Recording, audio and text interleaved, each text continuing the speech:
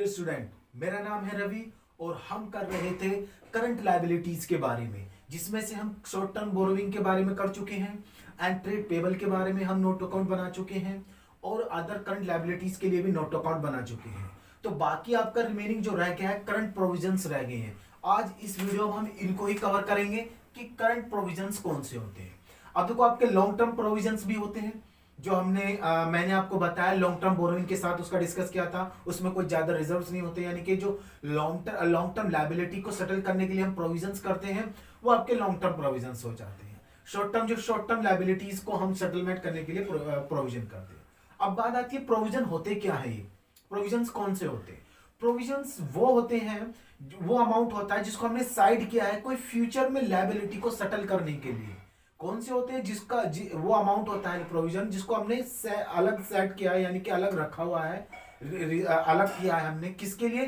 कोई फ्यूचर में लायबिलिटी होगी जिसके लिए हम रखा, उसकी वो लायबिलिटी को सेटल करने के लिए। मींस मतलब कि लायबिलिटी, अब देखो लायबिलिटी वो कितनी है ये तो हमें नहीं पता फ्यूचर में होगी, क्योंकि तो उसका हम एस्टिमेट कर लेते हैं और उसके हिसाब से वो प्रोविजन बना लेते हैं कि इतना शायद लायबिलिटी आ सकती है, उसका उतना ही अमाउंट हम क्या कर लेते हैं, प्रोविजन कर लेते हैं, एक साइड रख देते हैं।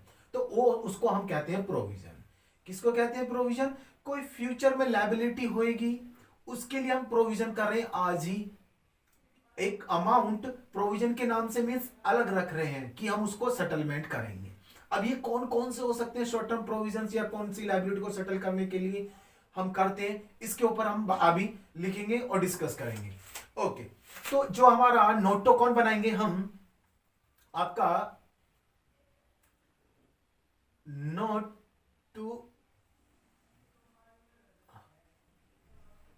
टू अकाउंट ऑफ आपका होएगा शॉर्ट टर्म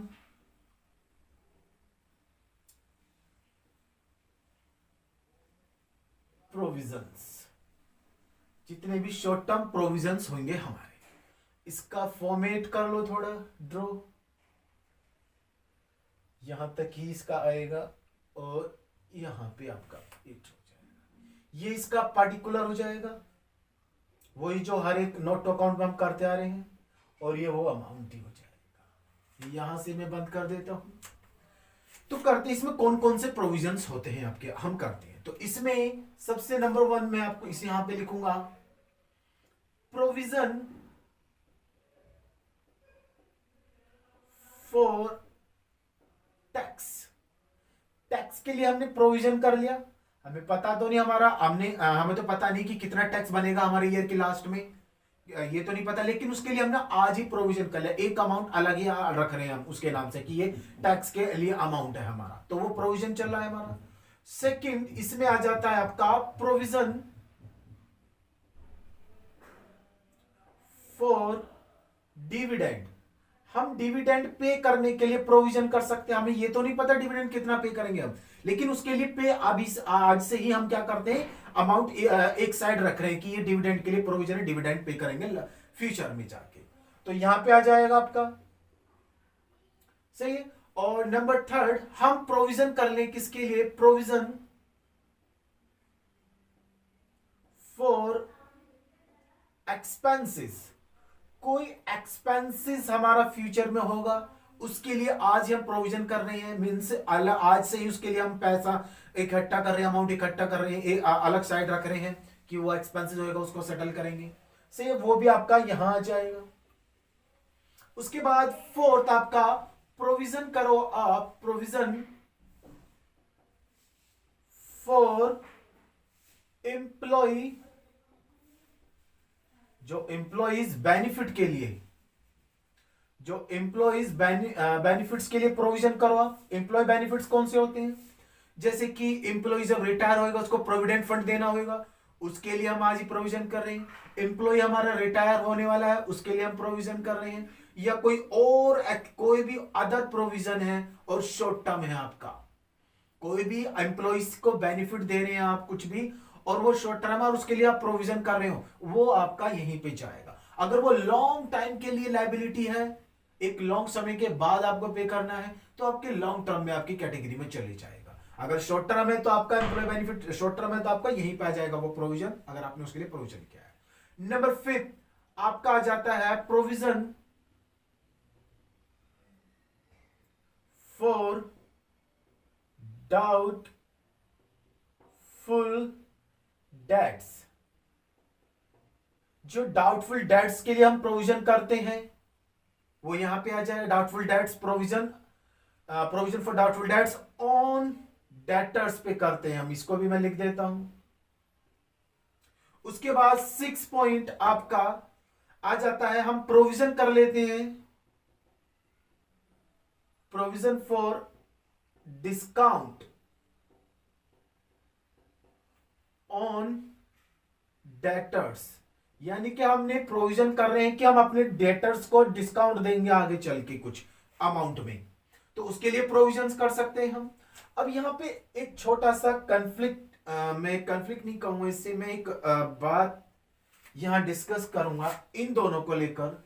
एक तो इसको provision for doubtful debts and provision for discount on debtors. देखो एक तो आपका पहले तो आपका ये नोटो अकाउंट बन गया, इसको यहां पे टोटल हम कर लेंगे, तो ये तो आपका हो गया शॉर्ट टर्म प्रोविजन के लिए नोटो अकाउंट कंप्लीट। लेकिन इन दोनों के लिए मैं एक बात कुछ कहना चाहता हूं। क्या कहना चाहता हूं, इन दोनों का ट्रीटमेंट आप दूसरे तरीके से भी कर सकते हो, प्रोविजन फॉर डाउटफुल डेट्स के लिए एंड प्रोविजन फॉर डिस्काउंट के लिए। किस तरह से कर सकते हो, इनको आप डायरेक्ट बैलेंस शीट में जाके डेटर में से माइनस कर दो।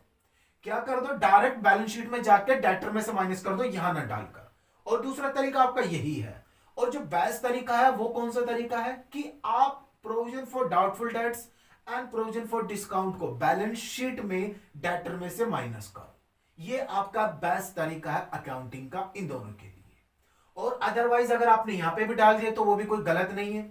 अगर आप वहां जाके उसको माइनस करोगे, इनको provision for doubtful debts and provision for discount को बैलेंस शीट में डेटर में से माइनस करोगे, तो ये और बेटर आपका अकाउंटिंग ट्रीटमेंट होएगा। आई होप आपको समझ में आया हो। एक बार फिर दोबारा रिपीट करता हूं मैं, ये प्रोविजन के लिए।